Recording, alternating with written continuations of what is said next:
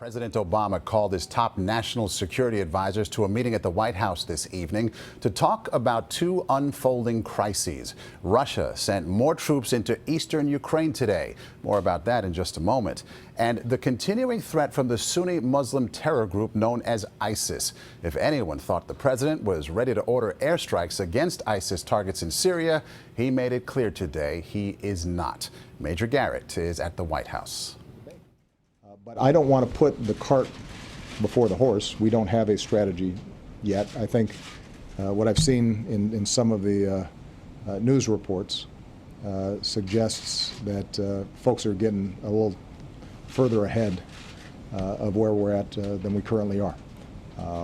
And I think that's not just my assessment, but the assessment of our military as well. More than 100 U.S. airstrikes have hit ISIS weapons and convoys in northern Iraq.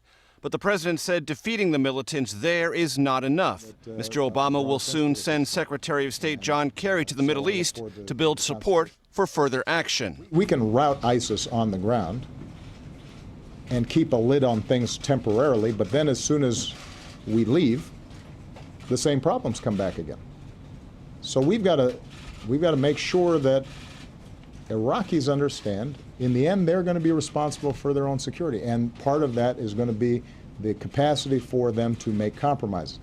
It also means that states in the region stop being ambivalent about these extremist groups. President said airstrikes in Iraq will, in his words, remain limited and with moderate risk to U.S. forces. And Maurice, the president said if he decides to expand the air war into Syria, he will consult with, but not necessarily seek legal authority from Congress. Major Garrett at the White House tonight.